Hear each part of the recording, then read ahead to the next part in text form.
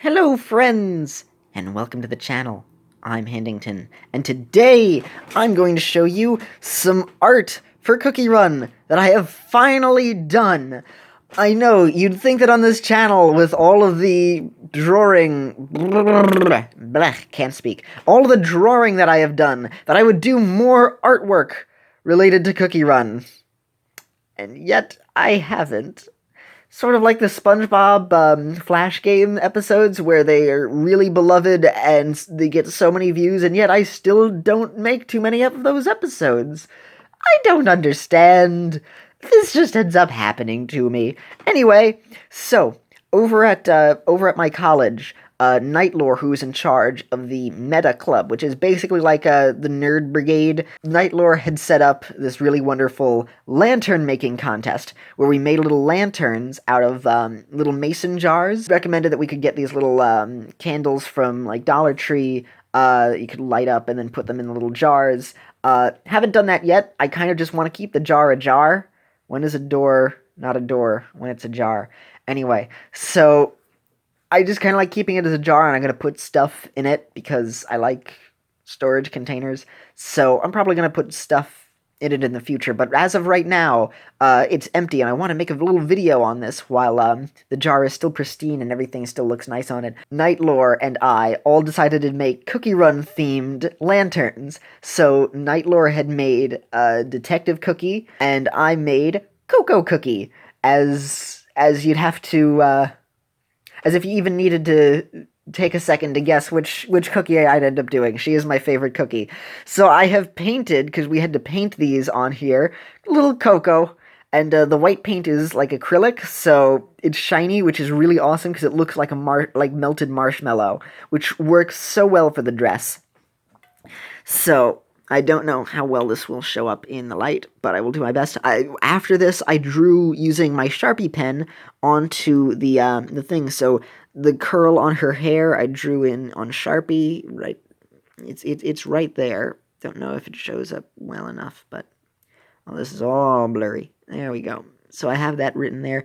I had to mix for the brown paint. Luckily, figured out that orange and green paint make brown, which I'm not a painter. I don't really paint that well. I don't know all that much about painting, so I did the best I could. But I mixed the browns together to get different shades. So I had added this on here. I technically could have done this with Sharpie afterwards, but I used the brown paint and I made a whole bunch of little dots in order to make little swirl pattern on her dress. I only had orange. I didn't have red, but that's fitting, honestly. I think it fits me a lot better to have used orange instead of red here. So I did my best to make the little downward triangles, but I really just was only able to get them as dots. Put these on here while it was still wet, so I'm very proud of the fact that it didn't smudge. I had to leave this on the side during my art class. I had art class afterwards, and in art class we're not painting art, we are studying art. I did my best with her feet as much as I could. I had actually pulled up my phone and I pulled up the game, so the art of her that I used as reference was her running in the game, instead of just pulling up a picture on like Google Images.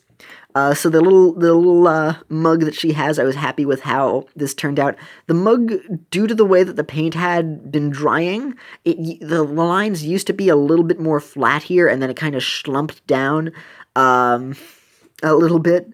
You can't see it as well here, but this squished down, so that's why it's a little bit off center. But the top looks a little bit straighter over here. So there's the rim of the Cocoa. I didn't have any green, so I used black, which fits because this was Halloween. I made this at Halloween, so this is Halloween themed, technically. Did the little thing on the side here. When I had drawn on Cocoa before, the little part here with the Sharpie was messed up, actually. So when I had been drawing on Cocoa with the Sharpie, still can't speak. Her dress was still slightly wet on the inside, so it kind of pushed down a bit while I had been working on the sleeve. So it was a little bit messed up here. So off camera, and I'm going to adjust it a little bit more here as well. I had just fixed, whoops, wasn't showing any of that, whoops. Just tried to fix up the little bit, because it got a little bit messed up here. But I'm going to try and readjust that.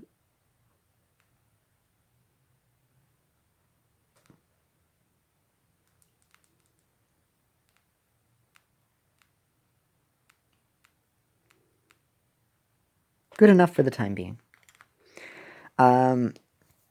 So that part of her sleeve there had gotten a little bit messed up, so I tried to... It started to run a little bit, it was still squishy. So now that she has dried for a little bit, I've decided to fix that up a bit. I also, off camera, for the purposes of making it a little bit more visible, I redrew the Sharpie over some of the lines. Come on, camera. Come on, you stupid, stupid camera. Learn how to focus better! This is one advantage iPhone has over Android. Much, much better camera. Come on. Anyway, so you might be able to see a little bit better now the line that I had drawn for Coco's hair there. There we are. Yep, so now you can actually see the line. I redrew the lines for the sides of Coco's face because it kind of melted into the paint a little bit. So it was harder to see her smile, and the rest of her face just kind of looked like a blob. I did use a different color shade for her face, so it is a slightly lighter brown. And then I used the lightest brown for the little part of the shine on her hair. I actually left the space open while I had been painting for that little notch there. I was really running out of paint, so I only had just enough for like most of this, and then it ran out on the side, which I'm very annoyed with. It looks... it's very noticeable. There must have also been an air bubble, because it just seemed okay, and then it kind of popped, and now it's just kind of like squished there, so I'm annoyed. But the rest of her hair looks very nice, and I'm happy about that. With the leftover paint, I did Marshmallow Hamster. I'll show you that in a second. The side of her hair here didn't quite come out as well as I would have liked, but I tried. And I like how her arms had ended up being... I traced the silhouette in the paint to make sure that I got the little arm lumps in the right position. The same with her hand here, so that when I eventually went over it in the Sharpie, I'd be able to draw everything out. So I was able to mentally take apart the lines and just the colors while I was doing this. So this way, all of this was just white, and then this part was all orange. I actually I did the entire thing as white first, and then I put the orange on top of the white, actually. So underneath it's on this, her Cocoa Cup is actually slightly above her. So in terms of layers, the cup is actually in front of her, which I'm very happy about how that worked out. Yeah, so here's Coco Cookie and her happy Coco face. There's her Coco smile, which you can see in the light. Yay! I did my best with her eyes and her eyelashes. The way that I did this, whenever I draw Coco, I tend to have her hair go over her eyes, even though technically her eyes are still circles and they're just right next to her hair, and then her eyelashes are a little bit higher up. Whenever I've tried drawing Coco once before, I haven't shown it off on the channel, but when I try and draw Coco, that's just what ends up happening. I never quite can get her eyes right, even when looking at a reference sheet. I don't know.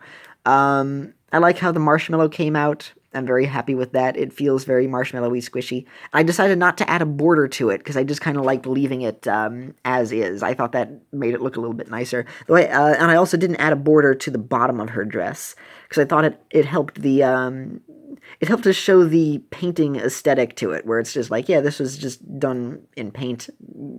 Not Microsoft Paint, but done like in physical paint.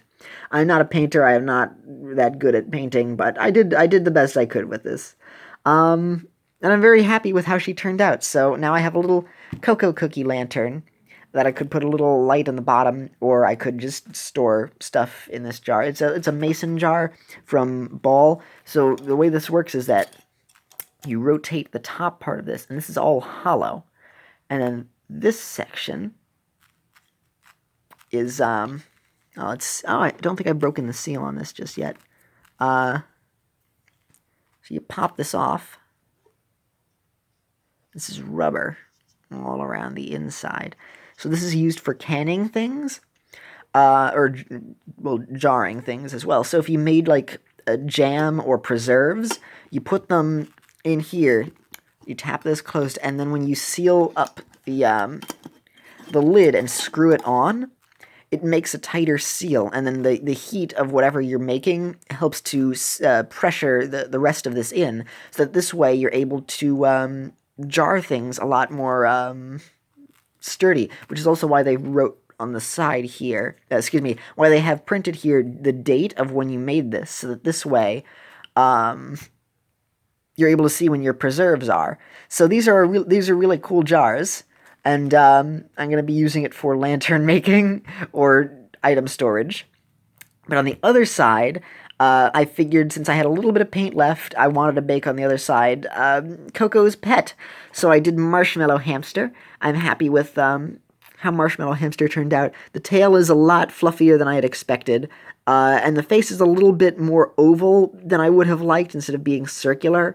But otherwise, it turned out very nice. The hands smudged a little bit, which I was annoyed with, but it kind of looks like it's shaded, so that this is above. From the right angle, looks almost like it has some shading, so I'm not as upset. There are little white spots. Oh, I don't want to completely put Coco on the upside down. So I will try and add in some fixes at some point. I'll put this thing on the side and maybe try and fix up a little bit of that white spot that's underneath it. Or I'll do that later when I'm not holding a camera. That's probably a better solution. Anywho, so, yeah, cute little Marshmallow Hamster. I didn't have the little red nose for Marshmallow Hamster, which I'm upset with. I didn't put it in the orange, which was annoying to me. I could have done that. But the rest of Marshmallow Hamster looks cute. I'm happy because I also used the light brown on here. I had started to paint.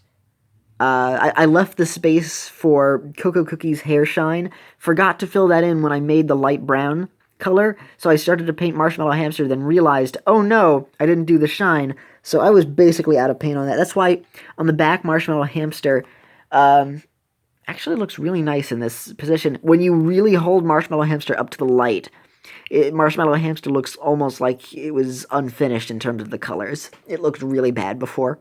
And the little acrylic makes Marshmallow Hamster look squishy, like melted marshmallow.